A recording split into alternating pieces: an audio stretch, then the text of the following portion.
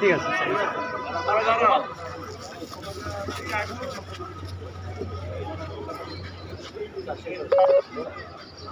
বসেন, বসেন বসেন। আচ্ছা, লাস্টে আমাকে শোনা যাচ্ছে?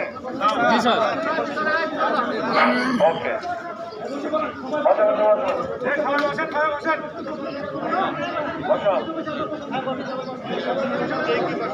ওকে সবাই চুপ, একটা আমি সুন্দর করে পরিষ্কার করে বলি।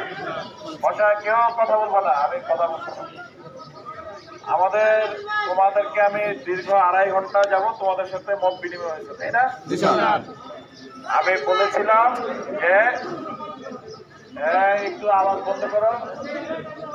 ওকে ওকে, তোমাদের সাথে মত বিনিময় করার আগে আমি বলেছিলাম যে আমি তোমাদের সার্বিক যে আমাদের পক্ষ থেকে যে প্রচেষ্টা, আমার পক্ষ থেকে যে প্রচেষ্টা, সেটা আমি আমাদের মাননীয় উপদেষ্টা মহোদয়কে সকালবেলা যে ব্রিফিং করেছিলাম, ব্রিফিং করার পর স্যার সম্পূর্ণ তোমাদের সাথে একমত হয়ে সেটাকে আজকে যে উপদেষ্টা মণ্ডলীর যে ক্যাবিনেট মিটিং ছিল, সেখানে কোনো এজেন্ডা ছিল না, কোনো এত রাস্তাঘাটে যা দেখতেছো কোনো কারো এই বিশেষ এই ধরনের কোনো এজেন্ডা ছিল না, কিন্তু স্যার বিশেষ এজেন্ডা হিসেবে সেটা ওখানে উত্থাপিত করেছে।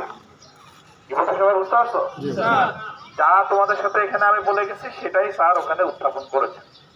উত্থাপন করাতে ওখানে আমাদের মাননীয় যে প্রধান উপদেষ্টা সহ অন্যান্য যে মন্ত্রণালয়ের যারা দায়িত্বপ্রাপ্ত ছিলেন তারা বিষয়টা নিয়ে বিশদ আলোচনা করেছে, করে সবাই এগ্রি করেছে যে হ্যাঁ, এটা একটা সমাধান প্রয়োজন, তাই না? তোমাদের সাথে আমি প্রথম বলছিলাম যে আমাদের প্রথম করণীয় হচ্ছে যে আমাদের যে রেস্টের যে এই দীর্ঘ একটা সময়, যে সময় আমাদেরকে নিদারুণ কষ্টের মধ্যে থাকতে হয়, বঞ্চনার মধ্যে থাকতে হয়, সেই টাইমটা যেন আর না থাকে, আমরা সেটার জন্য একটা ব্যবস্থা নেওয়া, তাই না? তো সেই ব্যবস্থার ব্যাপারে ওনারা সম্মতি জ্ঞাপন করেছেন। ওনারা বলেছেন যে রেস্টের এই প্রথাটা যেন বিলুপ্ত হয়ে যায়। ঠিক আছে ভাই? ওকে।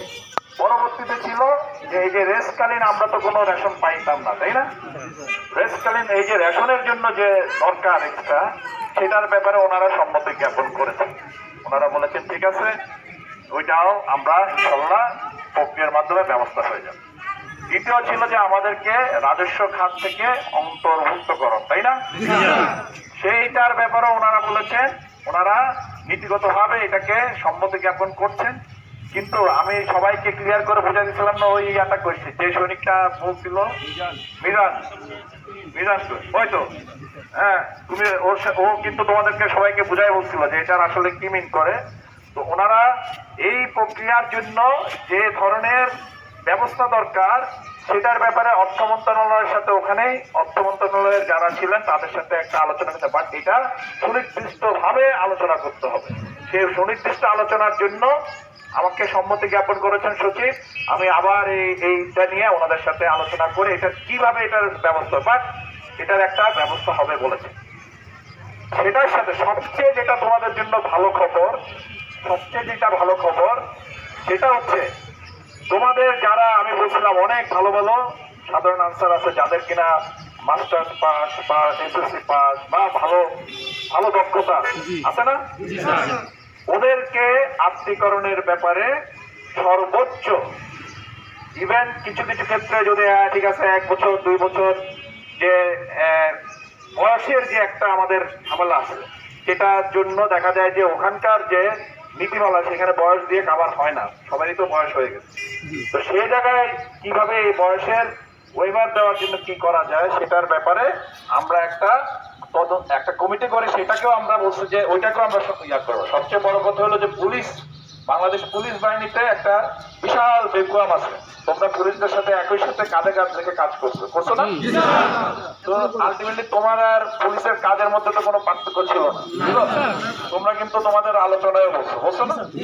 তো ওখানে পুলিশ বাহিনীতে যে নিয়োগ হবে, আমার সামনেই আমাদের মাননীয় উপদেষ্টা মহোদয় আইজিপি কে বলে দিয়েছেন যে তোমরা পুলিশের যে নিয়োগগুলো হবে সেখানে আমাদের এই সাধারণ আনসারদেরকে তাদের বয়সের কিছুটা ইয়া করে ওয়েভার দিয়ে যেন ওখানে সরাসরি আত্মীকরণ করা যায়, সেটার ব্যাপারে একদম ওই ক্যাবিনেট থেকে সম্পাদিত একটা সভায় ঐক্যমত্য ভিত্তিতে এই প্রক্রিয়াও অনুমোদন করে দিয়েছে।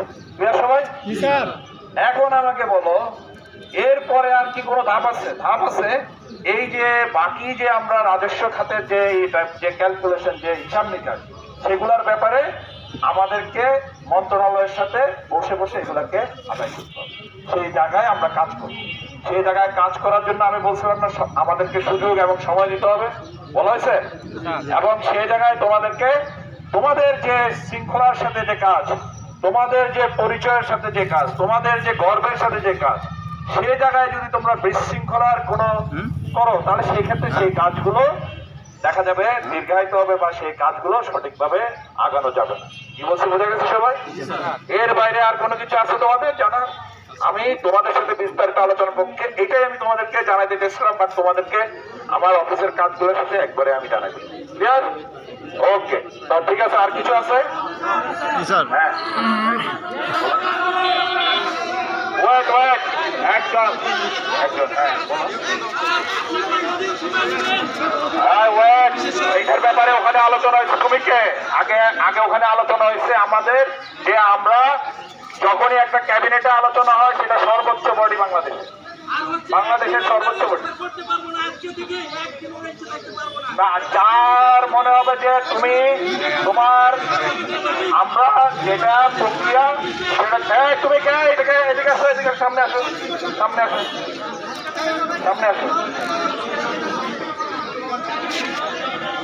হ্যাঁ, তোমার